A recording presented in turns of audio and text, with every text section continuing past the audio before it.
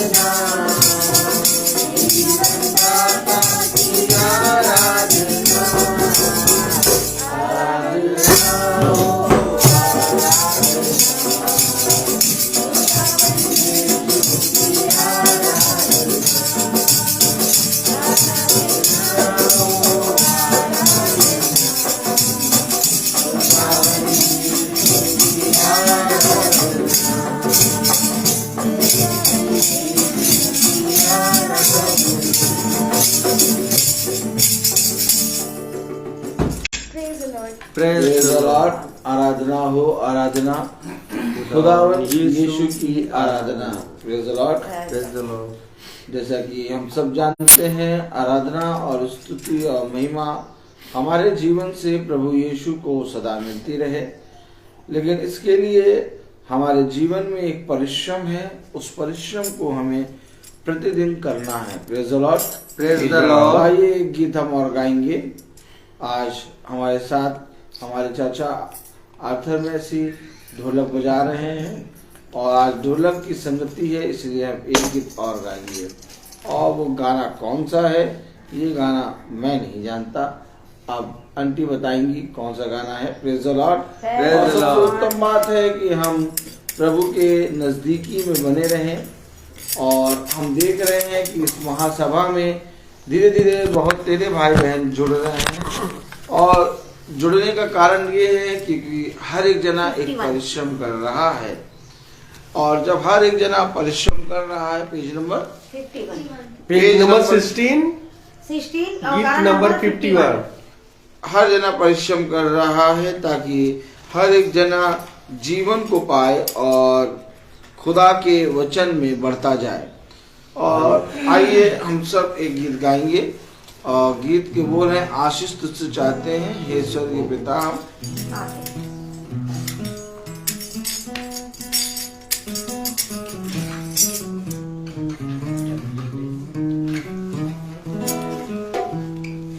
आशीष तुझसे चाहते हैं हे स्वर्गीय पिता,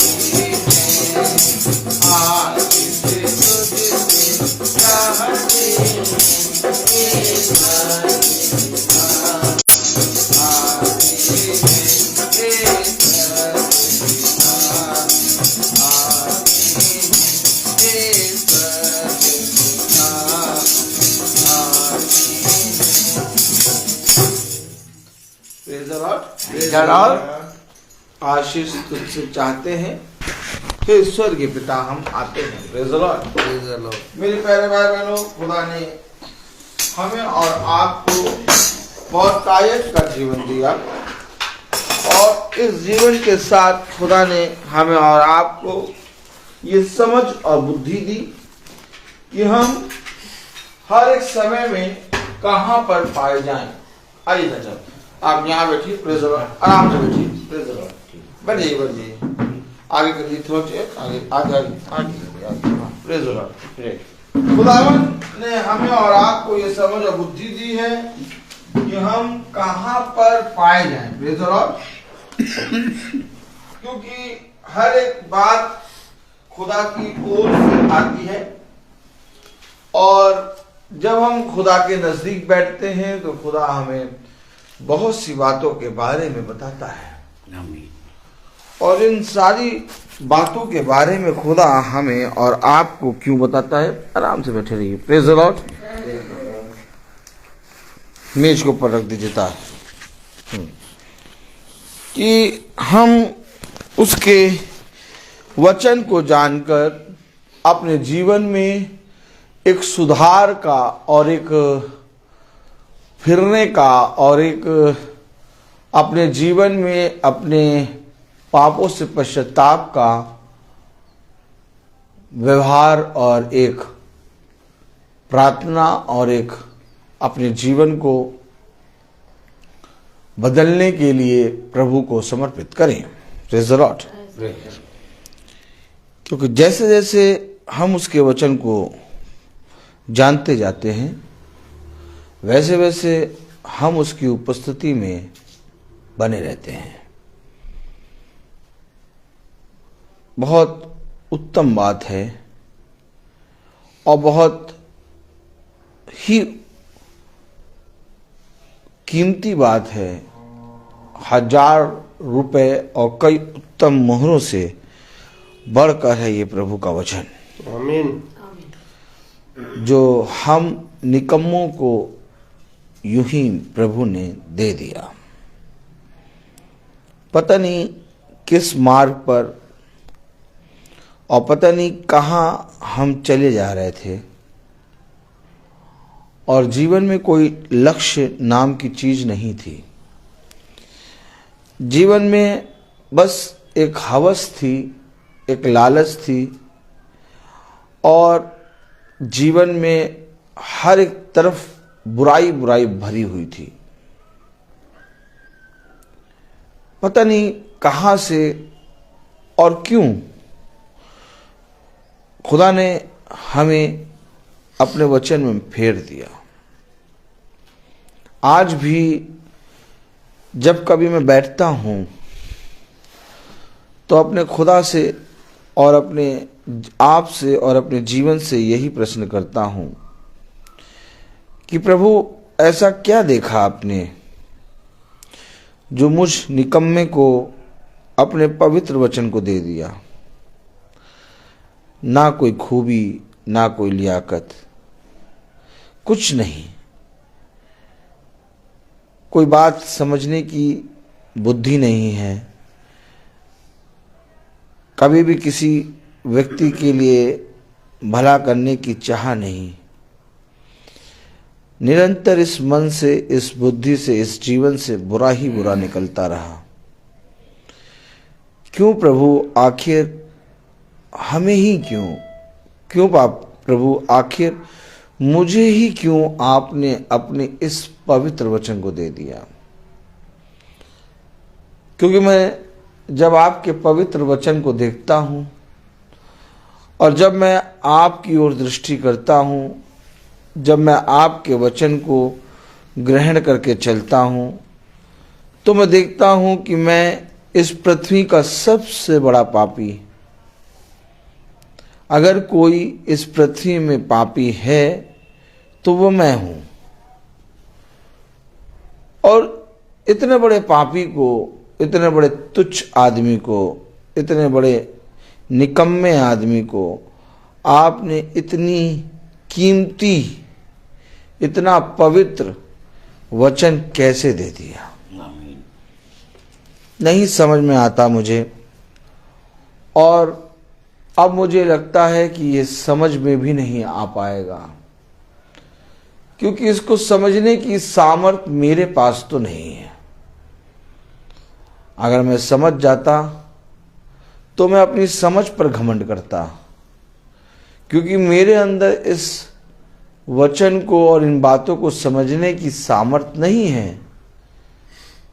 इसलिए ये वचन जो प्रभु ने मुझे दिए और जो वचन हम आज सुन रहे हैं, जो बहुत कीमती हैं, ये सब प्रभु की दया है। और बिना उसकी दया और बिना उसकी सामर्थ्य के, बिना उसके हम इन पवित्र वचनों के नजदीक नहीं आ सकते। एक बार फिर से खुदा ने हमारे अपराधों को, हमारे पापों को और हमारे निकम्मेपने को नहीं देखा। एक बार फिर से खुदा ने हमें अपने पवित्र वचन को दे दिया। जब हम पापी ही थे तभी उसने हमें चुन लिया। आइए हम सब प्रभु के पवित्र वचन को आदर और महिमा देने के लिए अपने स्थानों पर खड़े होंगे।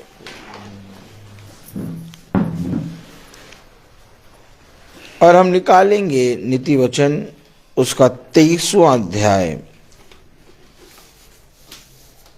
नीति वचन उसका 23वां अध्याय और उसकी 26वीं आयत हम पढ़ेंगे। हम निकालेंगे नीति वचन उसका 23वां अध्याय और उसकी 26वीं आयत। आवाज सही आ रही है? हम सब पढ़ेंगे नीति वचन उसका 23वां अध्याय और उसकी 23वां अध्याय और उसकी 26वीं आयत। 23-26। Praise the Lord. हम सब पढ़ेंगे। हे मेरे पुत्र, अपना मन मेरी ओर लगा, अपना मन अपनी ओर, और तेरी दृष्टि मेरे चाल चलन पर लगी रहे। खुदावन का वचन जो कि पवित्र है, इस पवित्र वचन को खुदा हम निकम्मों को समझने और उस पर चलने की सामर्थ प्रदान करे। आमीन। हम सब अपने स्थानों पर बैठ जाएं। एक बहुत अच्छा स्पेस हमें दिखाई दे रहा है चाचा आपके बैठने का। आप यहाँ बैठिए, धपली हटा के आइए।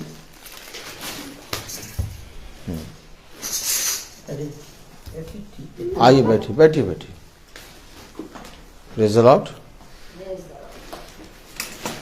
खुदा ने हमें और आपको पवित्र वचन से सिखाया, और सिखाया है, क्या सिखाया है? नीति वचन उसका 23वां अध्याय और उसकी 26वीं आयत। हे मेरे पुत्र, अपना मन मेरी ओर लगा, और तेरी दृष्टि मेरे चाल चलन पर लगी रहे। आमीन। यानी जब खुदा हमसे बात कर रहा है तो वो हमें एक पिता के समान सीख दे रहा है।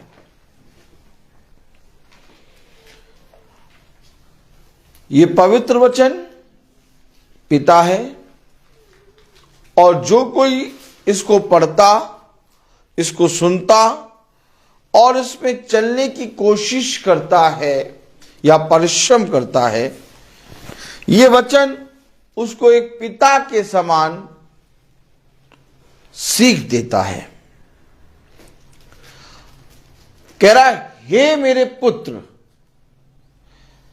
अगर खुदा के वचन में लिखा है हे मेरे पुत्र, तो आप इससे क्या समझेंगे? आपको वो किसके समान सीख दे रहा है? बच्चों के समान, अर्थात एक पिता अपने बच्चे को जैसे सीख देता है, वैसे ये वचन पिता बनकर हमको सीख दे रहा है।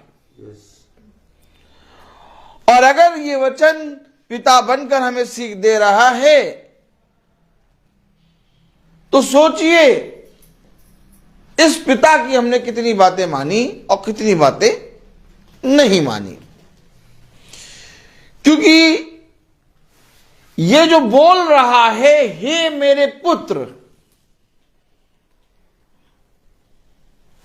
ये पुत्र किसको बोल रहा है?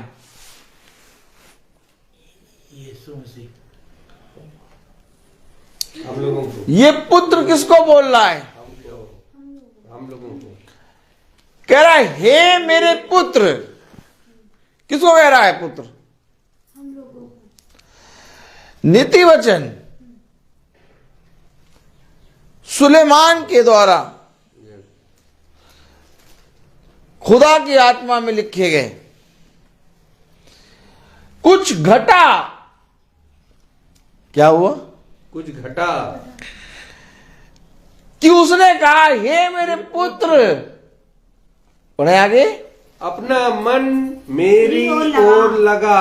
यानी पुत्र का मन पिता से भटक गया और कह रहा है हे मेरे पुत्र, अपना मन मेरी ओर लगा। जब वचन में यह शब्द आया, क्योंकि नीति वचन सबोपदेशक सुलेमान के द्वारा लिखे गए, अब सुलेमान का मन भटका। तो जब सुलेमान का मन भटका तो पिता ऊपर से क्या कर रहा? आज्ञा दे रहा, हे मेरे पुत्र, अपना मन मेरी ओर लगा। अपना मन मेरी ओर लगा।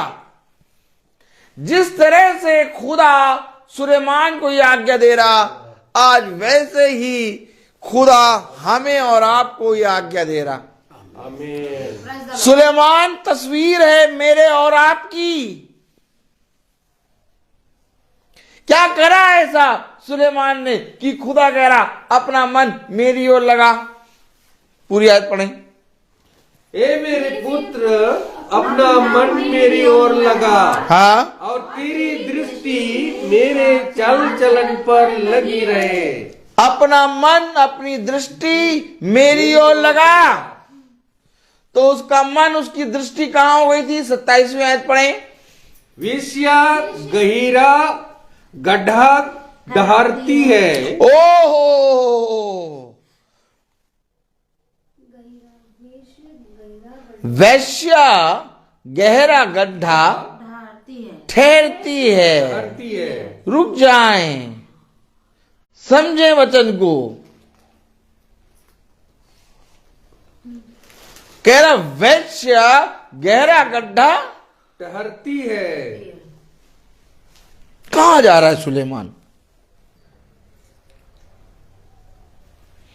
सुलेमान कहां जा रहा है?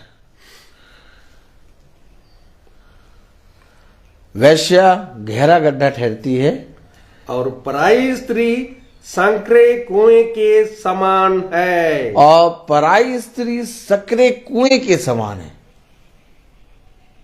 क्या बताना चाह रहा है? क्यों सुलेमान से कह रहा है कि अपना मन मेरी ओर लगा, अपनी दृष्टि मेरे चाल? आखिर कह रहा है खुदा का वचन इस रीति से। आज बहुत तेरे लोग व्यभिचार के पाप में गिरे पड़े हैं।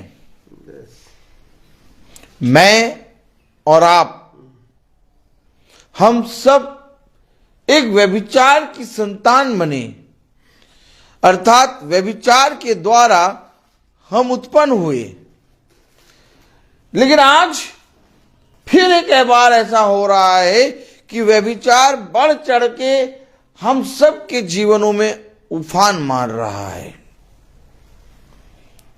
सुलेमान से खुदा कह रहा, हे मेरे पुत्र, मेरा अपना मन मेरी ओर लगा और तेरी दृष्टि मेरे चाल चलन पर लगी रहे। क्यों कह रहा है?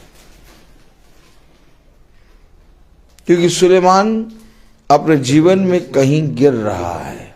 यस। 27वीं और 28वीं आयत पढ़ें। वेश्या गहरा गड्ढा ठहरती है, वैश्या गहरा गड्ढा ठहरती है, और पराई स्त्री सकरे कुएं के समान है, और पराई स्त्री सकरे कुएं के समान है। वह डाकू के समान घात लगाती है, वो डाकू के समान घात लगाती है, वह बहुत से मनुष्यों को विश्वासघाती कर देती है। बहुत से मनुष्यों को विश्वासघाती कर देती है। ये बहुत से मनुष्य क्यों बोले गए? उसमें मेरी, आप और हम सब की गिनती आ रही है। समझना पड़ेगा वचन। ऐसा क्या हो गया कि खुदा सुलेमान से कह रहा, हे मेरे पुत्र, अपना मन मेरी ओर लगा, अपनी दृष्टि मेरे चाल चलन पर लगा। तेरी दृष्टि मेरे चल चलन पर लगी रहे। क्यों? क्योंकि हम और आप कई प्रकार के व्यभिचार में गिर जाते हैं। व्यभिचार एक प्रकार का नहीं है, व्यभिचार कई प्रकार का है। और कहीं ना कहीं ऐसा करके हम अपनी पत्नी, अपने पति, अपने बच्चों और अपने संतान, अपने घराने का बुरा करते हैं। गहरा गड्ढा। विश्वास योग क्या कह रहा है? विषय गहरा गड्ढा ठहरती है। 28वें आयत पढ़ें। वह डाकू के समान घात लगाती है और बहुत से मनुष्यों को विश्वासघाती कर देती है। विश्वासघाती बहुत से मनुष्य को कर देती है।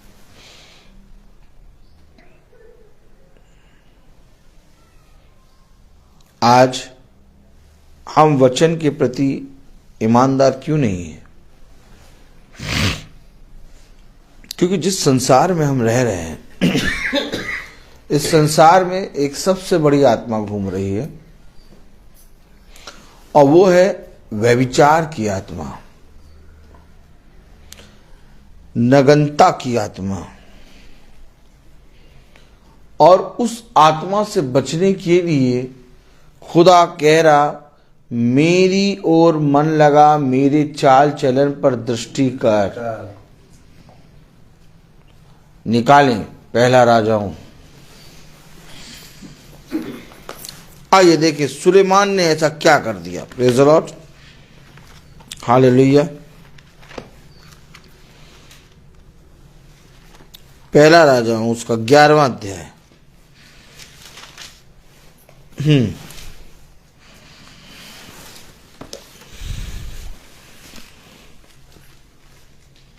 और उसकी 9वीं आयत पढ़ें। पहला राजाओं उसका 11वां अध्याय और उसकी 9वीं आयत।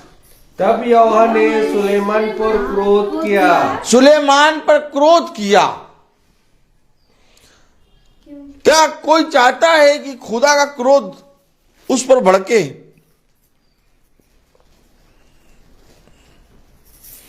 कोई मनुष्य खुदा के क्रोध अर्थात भड़के हुए क्रोध को सह पाएगा?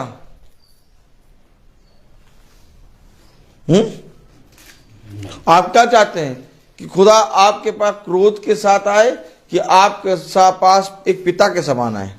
एक पिता के समान आए। पिता के समान सुलेमान के पास आया और कह रहा, अपना मन मेरे वचन में और अपनी दृष्टि मेरे चाल चलन पे लगा। वो सुलेमान कोई और नहीं, आज मेरी और आपकी तस्वीर है, और ये वचन हमारा पिता है। जिस तरह से उस समय वो सुलेमान को कह रहा है, वैसे आज मुझे और आपसे कह रहा है। क्यों कह रहा है? ताकि जिस तरह से सुलेमान पर खुदा का क्रोध भड़का, वैसे हमारे ऊपर खुदा का क्रोध ना भड़के। 9वीं आयत में क्या कह रहा? तब यहोवा ने सुलेमान पर क्रोध किया, तब यहोवा ने सुलेमान पर क्रोध किया, क्योंकि उसका मन इसराइल के खुदा यहोवा से फिर गया था। क्यों कह रहा मेरी ओर मन लगा? क्योंकि उसका मन इजराइल के खुदा से फिर गया। और हमारा भी मन खुदा की ओर से फिर गया है। कई प्रकार के व्यभिचार से हम पूरी रीति से लगे हुए हैं। उसे कहा मूर्ति पूजा भी एक तरह से व्यभिचार के समान है। हमें वचन को समझना पड़ेगा। उसने लिखा कि पराई स्त्री गहरे कुएं के समान है। वैश्या गहरा गड्ढा है जो बहुत तेरों को विश्वासघाती बना देगा।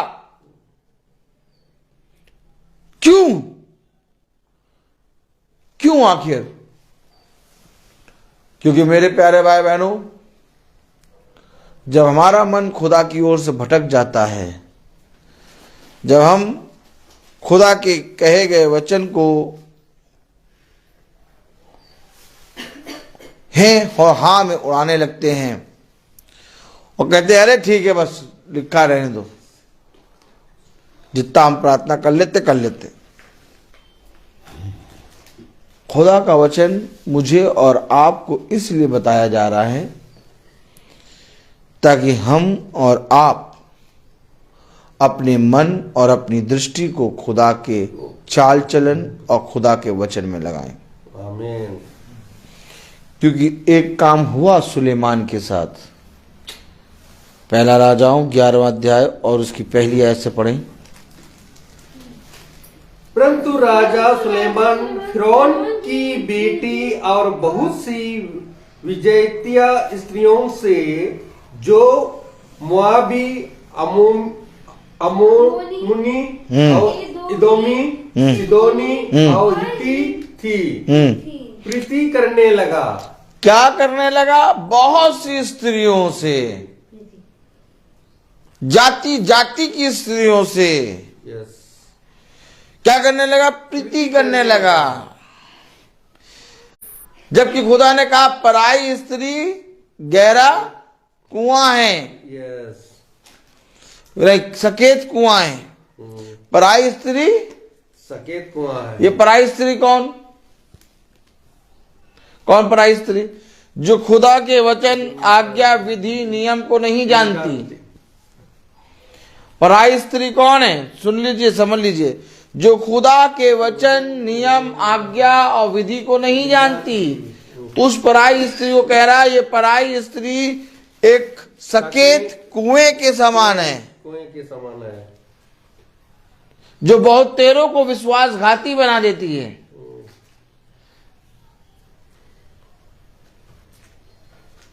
पराई स्त्री कौन? देखिए पढ़े। परंतु राजा सुलेमान फिरौन की बेटी और बहुत सी विजातीय मतलब कई जातियों स्त्रियों से जो मुआबी आमोनी एदोमी सिदोनी और हित्ती थी प्रीति करने लगा। यानी जो खुदा के वचन को नहीं जानती थी, जिसके पास सुलेमान को नहीं जाना था, प्रीति करने लगा। उसका मन बहुत सी विजातीय स्त्रियों पर लग गया।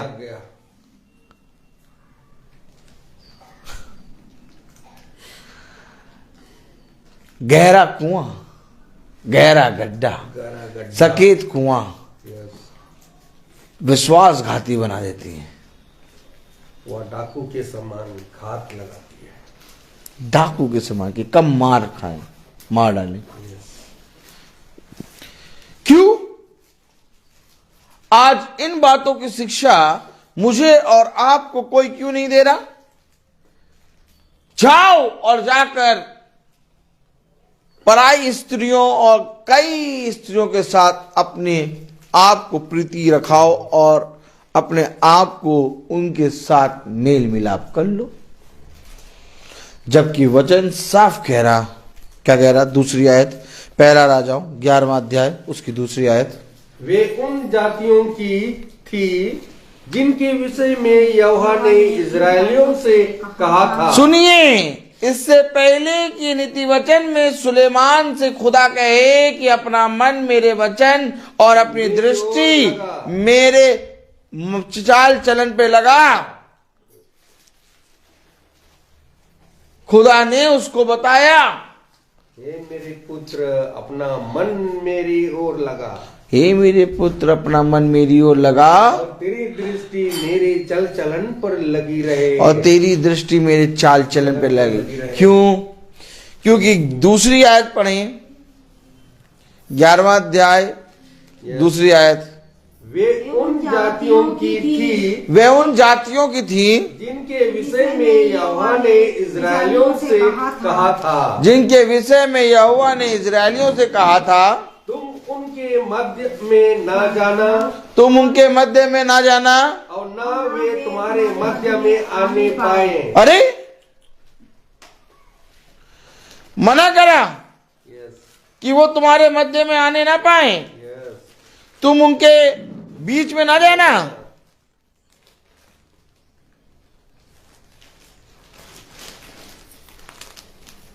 और ना वो तुम्हारे मध्य में आने पाए। कलाम में क्या लिखा? वे तुम्हारा मन अपने देवताओं की ओर निसंदेह फेरेगी। वो तुम्हारा मन मेरी ओर नहीं बल्कि अपने देवताओं की ओर फेरेगी। ओहो, कहाँ फेरेगी? देवताओं की ओर, मेरी ओर नहीं फेरेगी, यस अपने देवताओं की ओर फेरेगी। इसलिए खुदा ने कहा हे मेरे पुत्र कि हे मेरे पुत्र अपना मन मेरे मेरी ओर और अपनी दृष्टि मेरे चाल चलन पर लगी रहे। आमीन। अपनी पत्नी के प्रति, अपनी संगनी के प्रति, अपनी सहायक के प्रति वफादार बनो। Yes Praise the Lord. Suleman को छोड़ नहीं रहा प्रभु, जबकि सुलेमान बुद्धिमान, जबकि सुलेमान को खुदा ने कितनी बार दर्शन दिए? पढ़ें। Praise the Lord, Praise the Lord. Hallelujah. Suleman को खुदा ने कितनी बार दर्शन दिए? पढ़ें। Praise the Lord.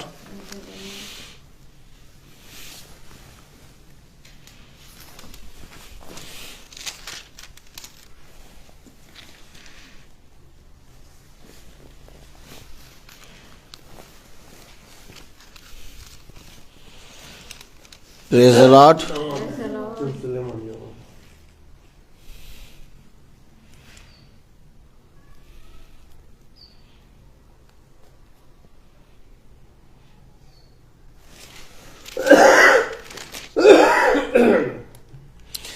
पढ़िए ना 9वीं आयत। 9वीं आयत में लिखा कितनी बार दर्शन दिए? 2 बार। 2 बार। 9वीं आयत पढ़ें। जब सुलेमान यहोवा के भवन और राजभवन को बना चुका और जो कुछ उसने करना चाहा था, नहीं, दूसरा से 11वां अध्याय, पहला राजाओं 11वां अध्याय 11वां और उसकी 9वीं आयत। तब यहोवा ने सुलेमान पर क्रोध किया क्योंकि उसका मन इजराइल के परमेश्वर यहोवा से फिर गया था, जिसने 2 बार उसको दर्शन दिया था। अब आप मुझे बताइए, सुलेमान को बुद्धि दी गई, क्या दी गई? खुदा ने सुलेमान को इतनी बुद्धि दी, खुदा ने सुलेमान को 2 बार दर्शन दिए, इसके बाद भी सुलेमान का मन पराई स्त्रियों में, अन्य जाति स्त्रियों में और वैश्याओं में और पराई स्त्रियों में लग गया। जबकि खुदा ने सुलेमान को क्या करा था? मना करा था। क्या मना करा था? दूसरी आयत पढ़ें, 11वां अध्याय दूसरी आयत। वे उन जातियों की थी वे उन जातियों की थी जिनके विषय में खुदा ने इस्राएलियों से कहा था जिनके विषय में खुदा ने इजरायलियों से कहा था तुम उसके मध्य उनके में न मध्य में जाना ना तुम जाना, उनके मध्य में न जाना और न वे तुम्हारे मध्य में आने पाए। और ना वे तुम्हारे मध्य में आने पाए। Praise the Lord. खुदा ने मना करा कि तुम ना जाना Yes. और ना वो तुम्हारे मध्य में आने पाए। आगे पढ़ें। वे तुम्हारा मन अपने देवताओं की ओर निसंदेह फेरेगी। उन्हीं की प्रीति में सुलेमान लिप्त हो गया। उसके 700 रानियां और 300 रखेलियां हो गई थी। और उनकी इन स्त्रियों ने उसका मन बहका दिया। बहकाया किसने? स्त्रियों ने। जिन स्त्रियों में वो लुप्त हो गया, जिसमें खुदा ने कहा था तुम इनके साथ ना जाना, उसके मध्य न जाना। इनके मध्य ना जाना, इनके साथ में ना जाना। क्यों? क्योंकि ये स्त्रियां तो अपने देवी देवताओं में तुम्हारे मन को लगाएंगी। सुलेमान सबोपदेशक लिखता है। क्या लिखता है? सबोपदेशक लिखता है। और लिखता पता क्या है? देखिए लिखा क्या उसने। सबोपदेशक खोलें जरा। Praise the Lord. Praise the Lord. Hallelujah.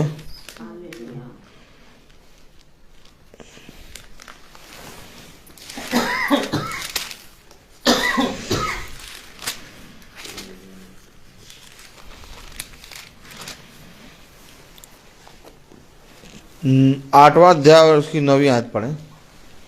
सबोपदेशक में सुलेमान लिख रहा है खुदा की आत्मा में। सबोपदेशक उसका 8वां अध्याय उसकी 9वीं आयत। 8वां अध्याय 9वीं आयत पढ़ें। जितने काम धरती पर किए जाते हैं उन सब को कौन सा पढ़ रही हो? 8 का उसका 9 8 का 9 बोला 14 8 14 एक मिनट रुक जाना। हाँ सब पढ़ेंगे। 8 14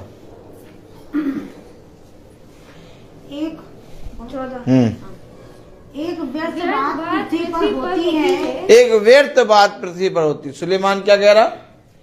एक व्यर्थ बात पृथ्वी पर होती है। अर्थात ऐसे धर्मी हैं ऐसे धर्मी हैं जिनकी वह दशा होती है जिनकी वो दशा होती है जो दूसरों की होनी चाहिए। मन जब खुदा से फिरता है तो सबोपदेशक में सुलेमान ने कुछ ऐसे वचन लिखे जिनको पढ़ के आप कहेंगे ये वचन में कैसे लिखा गया है। एक जगह लिखा धर्मी और दुष्ट दोनों की एक सी हालत होती है। दोनों, धर्मी भी मिट्टी में मिलता है और दुष्ट भी मिट्टी में मिलता है।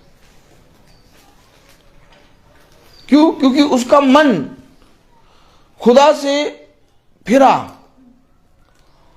अब वो ये देख रहा सब कुछ व्यर्थ ही व्यर्थ। कितनी बड़ी बात वचन में लिखी हुई है। भारी वचन है ये।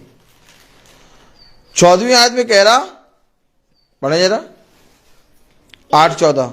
एक व्यर्थ बात पृथ्वी पर होती है। एक व्यर्थ बात पृथ्वी पर होती है अर्थात ऐसी धर्मी है अर्थात ऐसे धर्मी हैं जिनकी वह दशा होती है जिनकी वो दशा होती है जो दुष्टों की होनी चाहिए। देखिए क्या कह रहा, दुष्टों की होनी चाहिए। क्यों ऐसा लिख रहा है? मन इसका फिर गया। 2 बार दर्शन देखा इसने प्रभु के, और प्रभु के वचन के प्रति बहुत ईमानदारी से चला। लेकिन इस तरह से वे विचार में गिरा कि खुदा का क्रोध इस पर आया। सुलेमान को खुदा समझा रहा, अपने मन को मेरी ओर फेर। अपनी दृष्टि मेरे चाल चलन पे लगा, क्योंकि जिन स्त्रियों के पीछे तू जा रहा है वो गहरा गड्ढा और सकेत कुआं है जो बहुत तेरों को विश्वासघाती बना देंगी। बहुत तेरों को विश्वासघाती।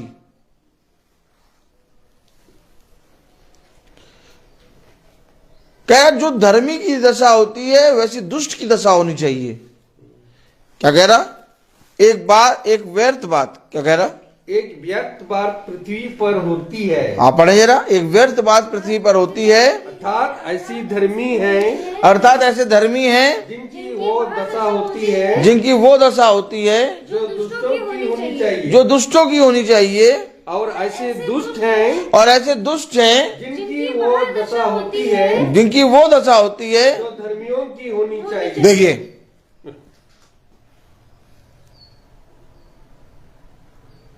न्यायकर्ता ऐसा करेगा कि एक दुष्ट को धर्मी पे और एक धर्मी को दुष्ट के मार्ग पर बैठा दे। क्या कह रहा है यहां पर?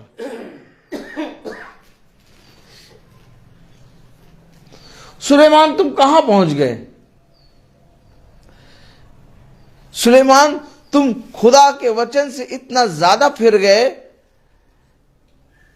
कि तुम दुष्ट को धर्मी और धर्मी को दुष्ट के मार्ग पर बैठा रहे हो।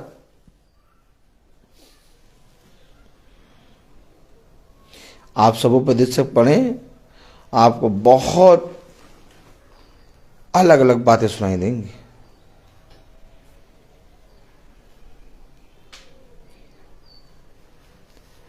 और सबोपदेशक भी वचन में ही लिखा है, खुदा की आत्मा में। लेकिन ये सबोपदेशक में सुलेमान उन विचारों को लिख रहा है जिन विचारों में सुलेमान गिर गया।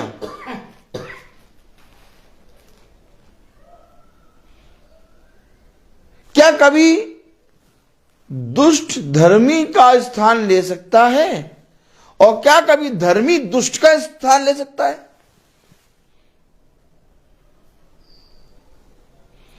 आप पढ़े क्या लिखा, जरा ध्यान से पढ़ें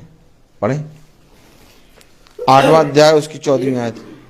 एक व्यर्थ बात पृथ्वी पर होती है। एक व्यर्थ बात पृथ्वी पर होती है, ऐसी धर्मी है, ऐसे धर्मी हैं जिनकी वो दशा होती है, जिनकी वो दशा होती है जो दुष्टों की होनी चाहिए, जो दुष्टों की होनी चाहिए। और ऐसे दुष्ट हैं जिनकी वो दशा होती है, जिनकी वो दशा होती है जो धर्मियों की होनी चाहिए।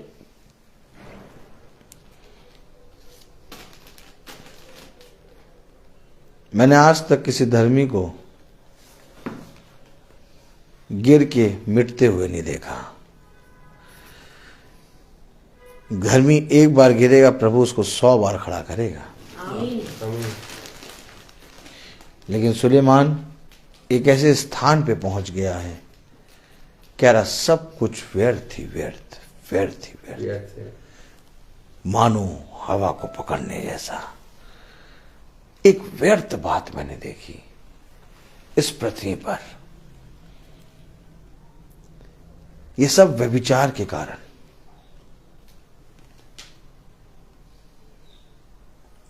क्यों? आखिर नीति वचन में पिता पुत्र को समझा रहा है, हे मेरे पुत्र, मेरी ओर मन लगा, तेरी दृष्टि मेरी चाल चलन पर लगी रहे। क्यों? क्योंकि जानता है पिता कि सबोपदेशक में ये लिखेगा। पिता हजारों सालों के होने वाली बातों को जानता है। सुलेमान कोई छोटा मोटा नहीं है। सुलेमान को खुदा ने 2 बार दर्शन दिए। इसके बाद भी सुलेमान उन बातों को कर रहा है जो यहोवा की दृष्टि में पाप है। मैं और आप कितना खुदा हमें वचन से समझाता है, इसके बाद भी हम निरंतर पाप में बने रहते हैं।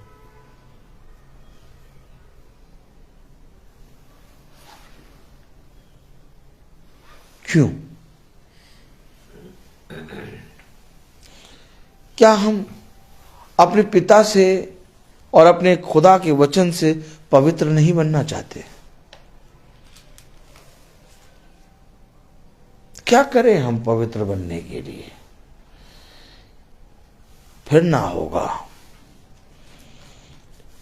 जैसा लिखा है उसके अनुसार करने में चौकसी करनी होगी, क्योंकि ये पवित्र वचन किसी का भी भेदभाव नहीं करता। वो सुलेमान जिससे खुदा प्रसन्न हुआ कि इसने मुझसे कुछ और नहीं बल्कि बुद्धि मांगी, खुदा ने उसको एक ऐसी बुद्धि दी जो ना कभी किसी को दिया और ना ही कभी किसी को देगा।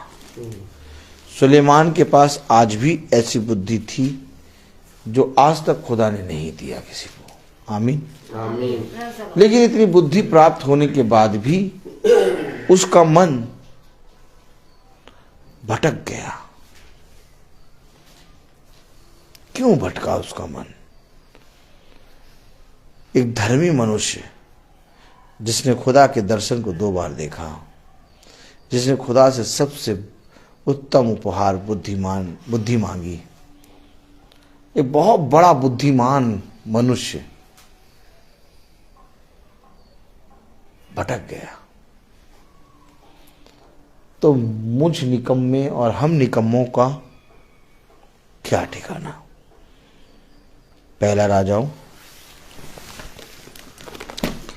उसका 11वां अध्याय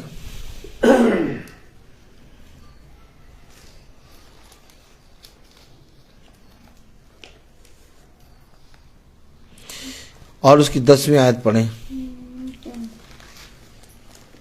और एक मिनट हम लोग कहाँ तक पढ़ चुके थे? ये तीसरी।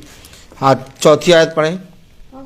ये राजा 10वां चौथी आयत 11:4 पहला राजाओं उसका 11वां अध्याय उसकी 4थी आयत।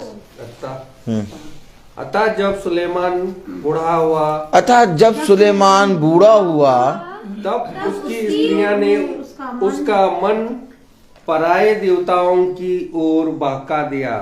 तब उसकी स्त्रियों ने उसका मन कहाँ बहका दिया? पराये देवताओं की ओर। पराये देवताओं की ओर। आगे पढ़ें। और उसका मन अपने पिता दाऊद के समान अपने खुदा यहोवा पर पूरी रीति से लगा न रहा। अब पिता दाऊद के समान उसका मन पूरी रीति से खुदा पर नहीं लगा। क्यों? स्त्रियों ने मन को बहका दिया। व्यभिचार ने मन को बहका दिया। आगे पढ़ें। सुलेमान तो सिदोनियों की असोतरेत नामक देवी और अमोनियों के मिल्कोम नामक घृणित देवता के पीछे चला। अरे अब वो घृणित देवी देवताओं के पीछे चलने लगा। और देवी देवता लिखने से पहले लिखा है घृणित। घृणित देवता के पीछे चला। क्या लिखा है? घृणित। घृणित क्यों लिखा है? क्योंकि जो कुछ खुदा के वचन में लिखा उसके ऊपर जितनी भी काम है सब घृणित है। वचन में जो लिखा उसके अनुसार करने में चौकसी करो। घृणित देवी देवता के पीछे हो गया। आगे। इस प्रकार सुलेमान ने वह किया जो यहोवा की दृष्टि में बुरा है, और यहोवा के पीछे अपने पिता दाऊद के समान पूरी रीति से ना चला।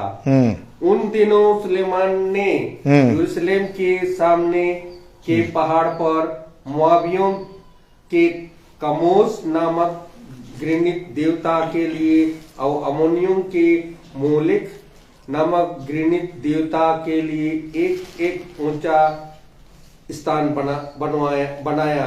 अब घृणित देवी देवताओं के लिए स्थान बनाने लगा।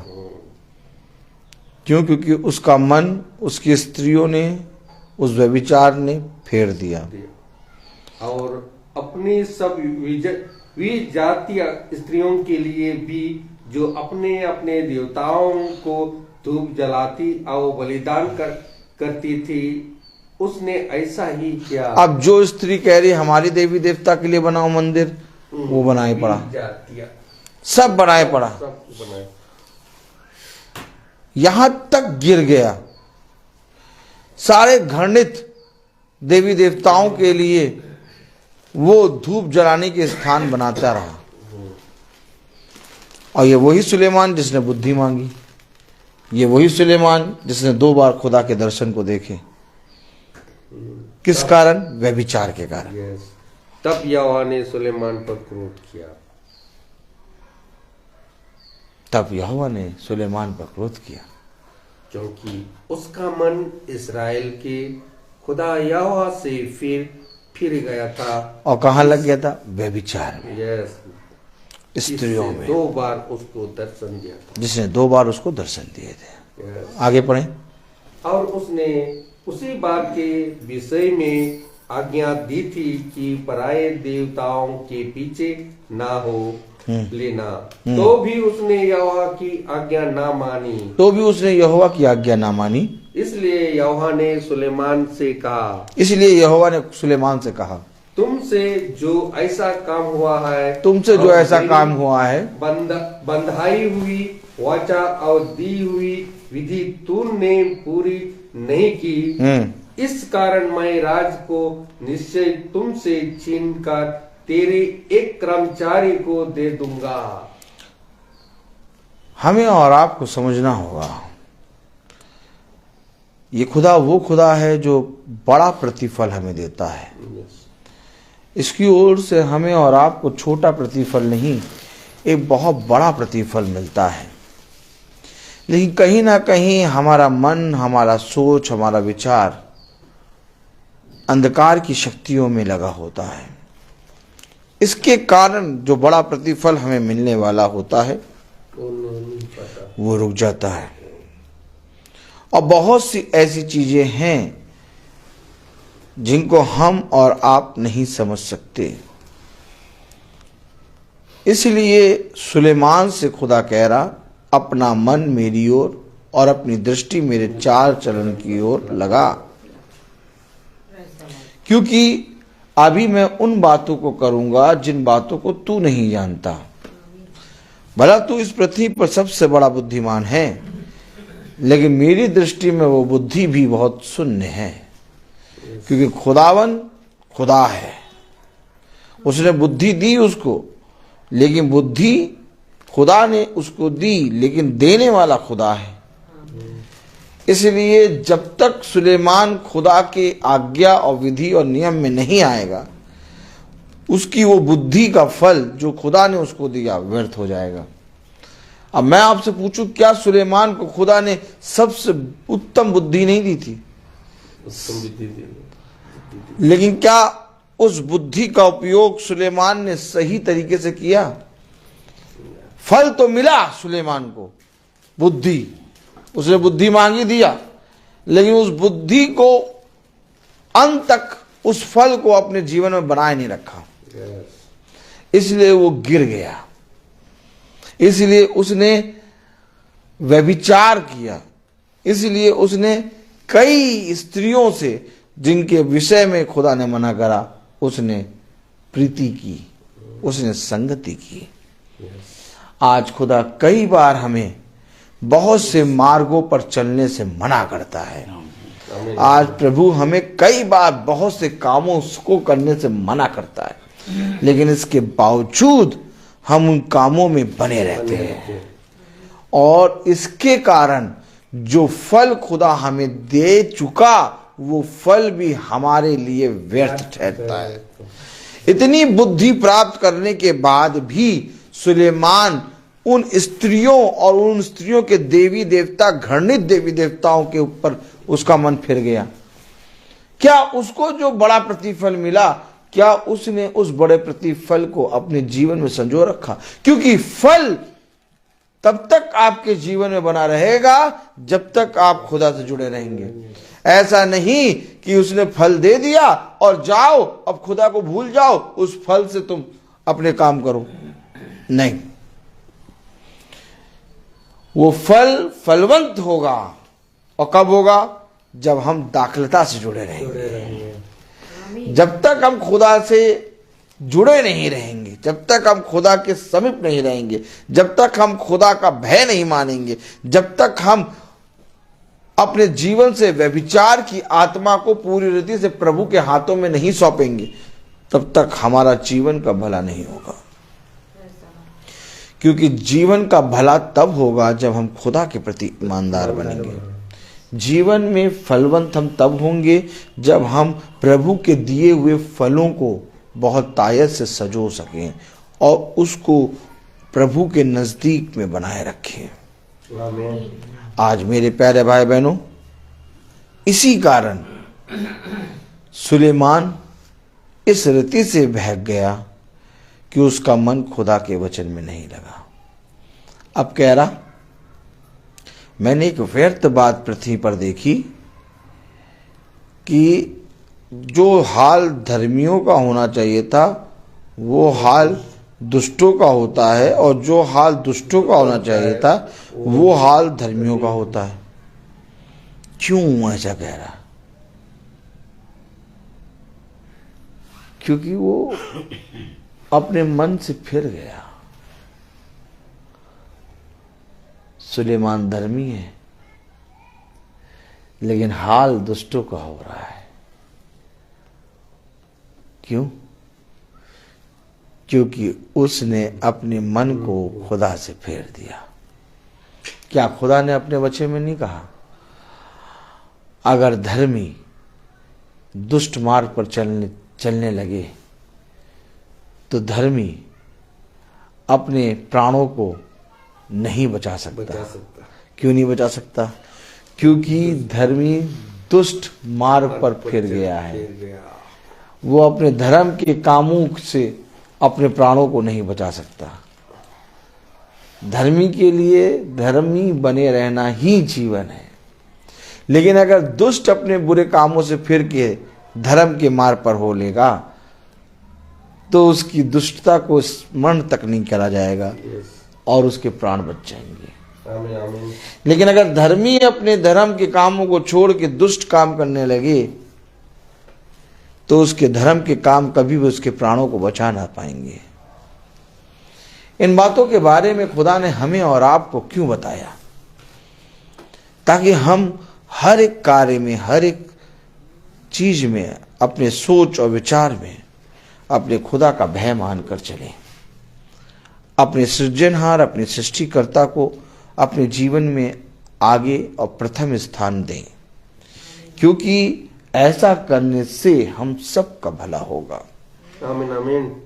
कोई अपने आप को बड़ा और कोई अपने आप को बुद्धिमान ना समझे, क्योंकि जिसकी उपस्थिति में हम और आप खड़े हुए हैं वो सबसे बड़ा है, अर्थात वो सृष्टिकर्ता है।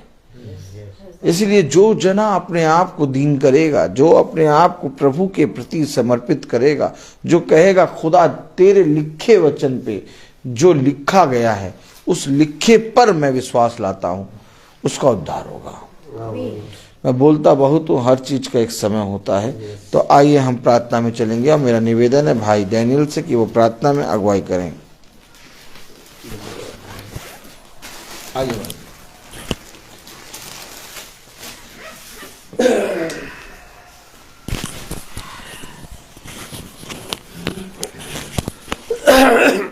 धन्यवाद खुदा, धन्यवाद। तेरी स्तुति हो, तेरी महिमा हो, तेरी जय हो। खुदावन, हमने आज हमको ये घर दिया कि आपकी इच्छा के अनुसार ये घर, और यहाँ जहाँ जो ये लोग रहे कि वो अपना दरवाज़ा खोले हैं अपना वचन के लिए। खुदा के वचन को हमारा भाई के द्वारा ये प्रकट किया गया है, इसलिए आपको धन्यवाद देता हूँ। धन्यवाद देता हूँ खुदा, अपने मधुर वचन को हम लोगों को सुनाया, जो कि हम अपने मन को जांच करके ग्रहण कर सके, ताकि जो वचन आपने दिया वो हमारे मन में आ सके और ग्रहण कर सके। खुदावन जो और उनके लिए जो फेसबुक में देख रहे हैं और यूट्यूब में देखते हैं, उनके लिए मैं प्रार्थना करता हूं, जो कि आज के जो वचन, मधुर वचन को वह अपने मन में रख सके और हर में आपके अनुग्रह और शांति उसके वचन को उनके अपने मन में ठहर सके। यही दुआ हम करते हैं खुदावन। और खुदावन उन लोगों के लिए मैं विनती करता हूं जो अपने शरीर से बीमार है, जो जैसे कि हमारा एक भाई है कुरनेलियुस और सचिन भाई, जो अपने शरीर से जो दुख तकलीफ उठा रहे हैं उनको चंगा कर दे। उनके लिए भी मैं प्रार्थना करता हूं। आपके ये दुआ हम करते हैं हमारे प्रभु यीशु के नाम पर, आमीन आमीन। हे हमारे पिता जो स्वर्ग में है, तेरा नाम पवित्र माना जाए, तेरा राज आए, तेरी इच्छा जैसे स्वर्ग में वैसे पृथ्वी पर भी पूरी हो। हमारा प्रतिदिन का आहार आज में दे और हमारे अपराध में क्षमा कर, जैसे हम भी अपने अपराधियों को क्षमा करते हैं, और हमको परीक्षा में ना डाल, परंतु बुराई से बचा। आमीन। अब हमारे खुदावन यीशु मसीह का फजल, खुदा बाप की मोहब्बत, पाक रूह की रिफाकत और शराकत हम में से हर एक विश्वासी जन के साथ अब से लेकर अनंत काल तक होती रहे। आमीन आमीन आमीन। धन्यवाद धन्यवाद धन्यवाद। सारी आशीषों के धन्यवाद, धन्यवाद, सारी आशीषों के धन्यवाद, सारी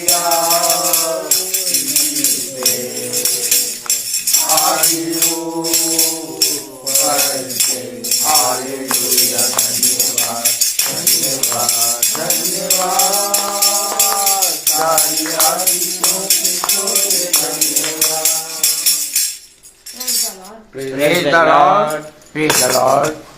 भैया Praise the Lord, praise the Lord, praise the Lord, praise the Lord, praise the Lord।